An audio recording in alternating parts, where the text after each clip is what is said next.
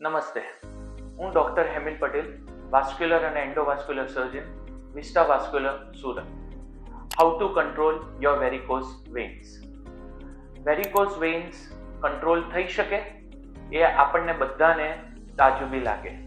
Yes, varicose veins control થઈ શકે, પણ ક્યોર ના થઈ શકે.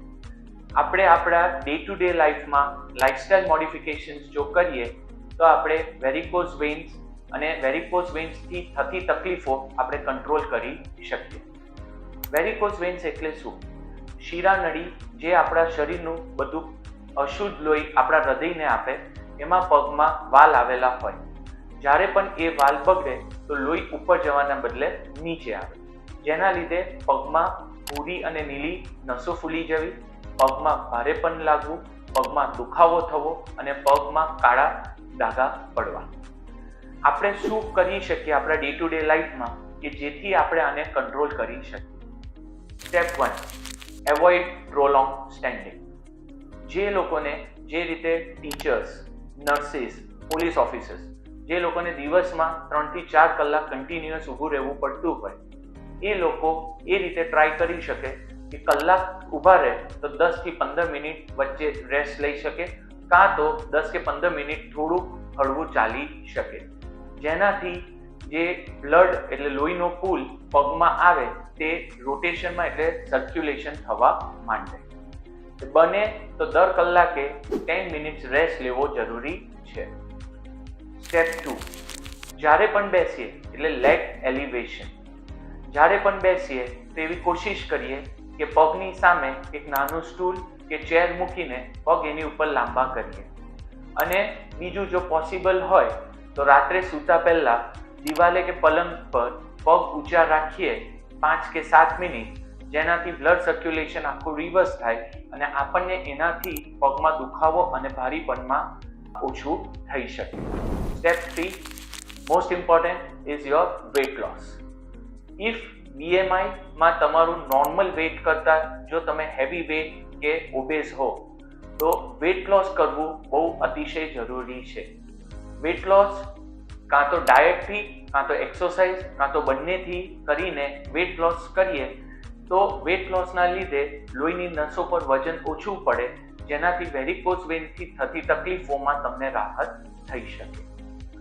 Next is exercise, regular exercise. Exercise mainly calf strengthening અને કાફ સ્ટ્રેચિંગ સાથે સાયકલિંગ અને સ્વિમિંગ, એ એક્સરસાઇઝ જો આપણે રેગ્યુલરલી કરીએ તો એનાથી આપણા કાફ મસલ સ્ટ્રોંગ થાય, જેના લીધે કાફ મસલ સ્ટ્રોંગ થવાના લીધે calf is also known as your second heart. એના લીધે બ્લડને એ against the gravity towards the heart push કરે, તો એનાથી વેરિકોઝ વેઇનથી થતી તકલીફોમાં આપણને રાહત થાય. Next is graduated compression stockings. Stockings is the most important thing. એ પહેરવા બહુ જ જરૂરી છે, starting from the stage 1 of the varicose vein until the last stage of varicose vein stockings પહેરવા જરૂરી છે. સ્ટોકિંગ્સ જે બી તમને વાસ્ક્યુલર સર્જન્સે તમને પ્રિસ્ક્રાઇબ કર્યા હોય તે રીતેના સ્ટોકિંગ્સ પહેરીએ તો વેરિકોઝ વેઇન વધતી બી ઓછી થાય અને એના રિલેટેડ તકલીફો પણ આપણે ઓછી કરી શકીએ. Next is applying moisturiser.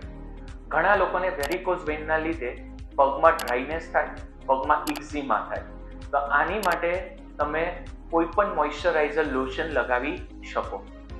માર્કેટમાં ઘણા બધા એવા લોશન્સ ને એવી ટ્યુબો બી હોય છે કે જે લગાવીએ તો વેરિકોઝ વેઇન મટી જાય, પણ એવું કોઈ દિવસ પોસિબલ થતું નથી અને એ સાયન્ટિફિકલી પ્રૂવન પણ નથી.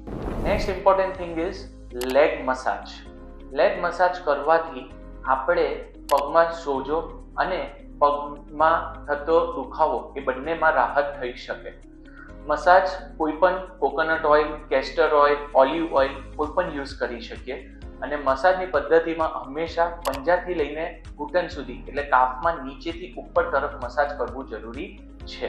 ગ્રેજ્યુએટેડ કોમ્પ્રેશન સ્ટોકિંગ્સ એ કેમના પહેરવા અને કઈ ઇઝી મેથડથી આપણે એને ડે ટુ ડે લાઈફમાં યુઝ કરી શકીએ એની લિંક નીચે અટેચ છે.